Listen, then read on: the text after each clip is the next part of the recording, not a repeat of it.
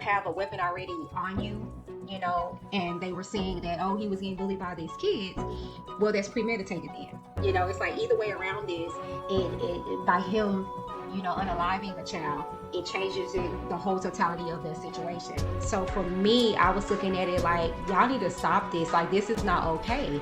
Regardless if he was getting bullied or not, if the roles were reversed and this was this white kid that did this, then it will be an uproar, right?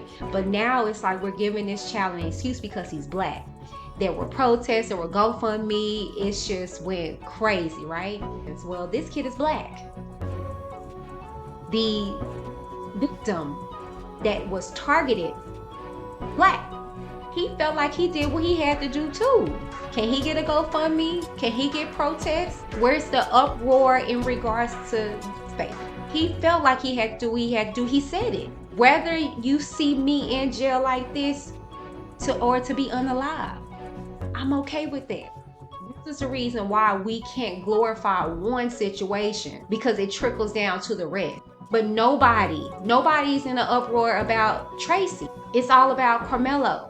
I'm not ever just saying the truth just to say it. That's stupid. I'm saying the truth because I really do believe that God is better. And if he is better, then I'm willing to wade through your offenses. I'm willing to wade through whatever attacks or arrows you might have, because I know if it gets through to the heart and the Holy Spirit blesses that thing, you'll see that I was right. To the king, then he told me to ride. I'm a brand new creature because they owe me to die. I'm new. What up, you guys, and welcome back. This is something different. And you guys know I don't come to you just abruptly like this, but I'm coming because I covered a story. I did a podcast, like a voiceover, in regards to the shooting that took place with the suspect Carmelo, and then the twins, Austin, and it has created such a race debate in regards to everything that went on. No less than probably a week or so later, another school situation, or high school, I would say environment, if you will, happened at Wilmer Hutchins High School. And I spoke out about it because I spoke out about the whole Carmelo situation. And I was telling people, like, y'all are sitting up here glamorizing this traumatic situation. Let's just be honest, it's because it was a black kid and it was a white victim, right? And all these stories came out. Mind you, it's been police reports, okay? Like legitimate police reports, like the interview from the police, from the likes of the suspect, okay? That is not measuring up with the stories that are out here. So much so that Frisco police had to put out a whole report, letting them know that it's false information being put out, right? Not for nothing. My perspective was that I don't think we should glamorize this, because I feel like everyone involved was wrong. The suspect Carmelo was wrong. And then the twins, because it was alleging that it was some kind of altercation, right? And I guess both of them jumped the kid, right? And so my perspective was that at some point in time, he had this weapon on him for whatever reason, right? And I felt like you guys have to be realistic, right from wrong, in this situation. But furthermore, when you have a weapon already on you, and they were saying that, oh, he was getting bullied by these kids, well, that's premeditated then. It's like either way around this, it by him, unaliving a child, it changes the whole totality of the situation. But people are looking so deeply into this race, they are not allowing facts over feelings or evidence over emotions, right? And y'all that have been watching me since day one, that has been my plight. When I was covering the likes of the R. Kelly trial and all the other things that I was covering, I didn't allow my emotions to set in. I just wanted to read the black and white and then to put everything together. Aside from how it looked or made me feel, this is what I was reading, right? And so this was no different. So for me, I was looking at it like, y'all need to stop this. Like, this is not okay. Regardless if he was getting bullied or not. If the roles were reversed and this was this white kid that did this, then it will be an uproar, right? But now it's like we're giving this child an excuse because he's black. There were protests, there were GoFundMe. It's just went crazy, right? So you fast forward to this situation that took place at Wilma Hutchins. Well, this kid is black. The victim that was targeted, black. Mind you, the baby didn't have good aim like that.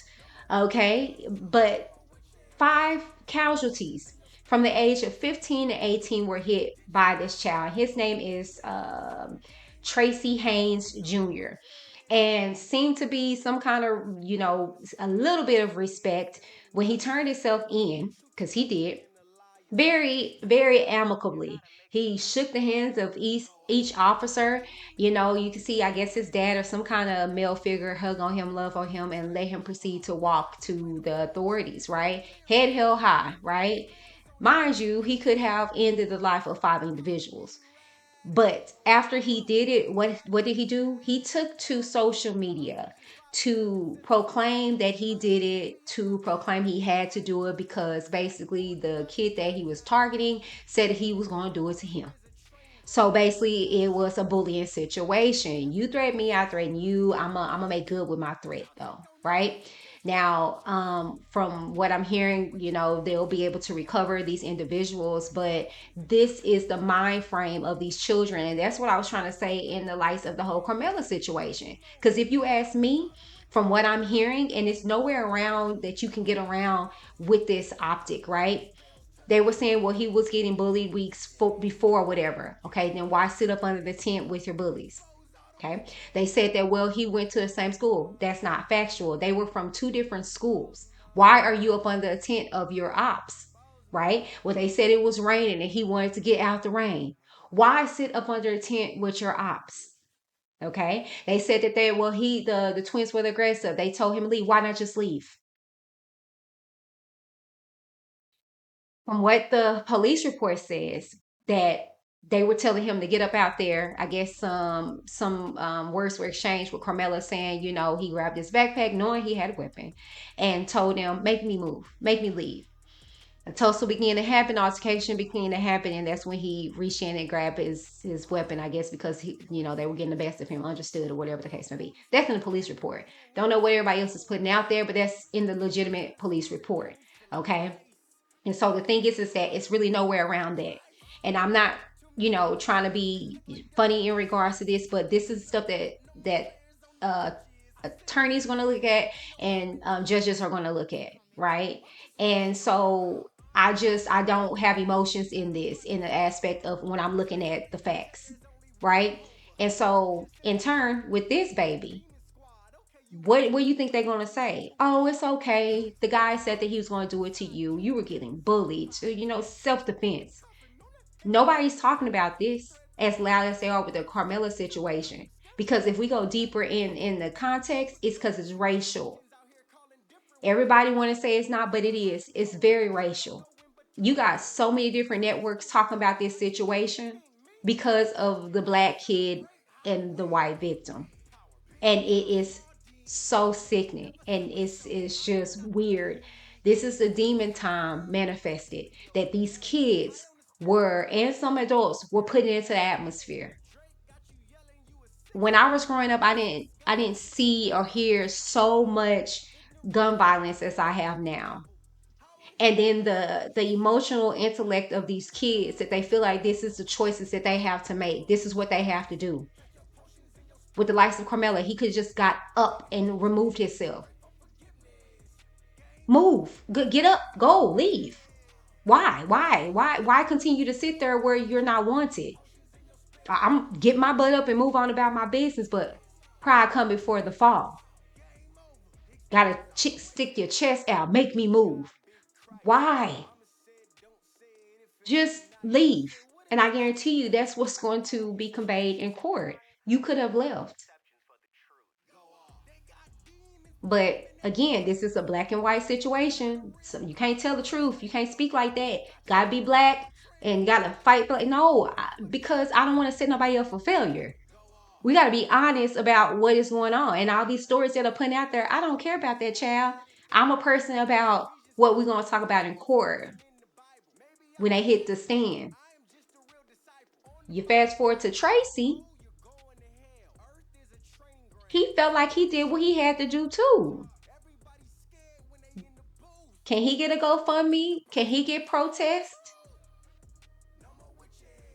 Where's the uproar in regards to this baby? He felt like he had to do what he had to do. He said it.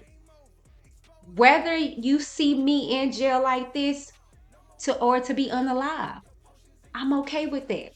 And you could tell he was. He turned himself in the same day, hours later. Mind you, you see pictures of him online with guns and stuff all to his head and stuff, because this thug life, you know. But the word of God says you live by the sword, you will die by the sword.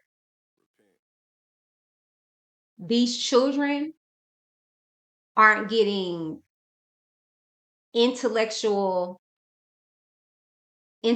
challenged. We tell them that their wrongs are right. We uplift their bad doing, their wrongdoing. We don't check it. Some of the times we think the stuff is cute when it's damaging to them when they become adults.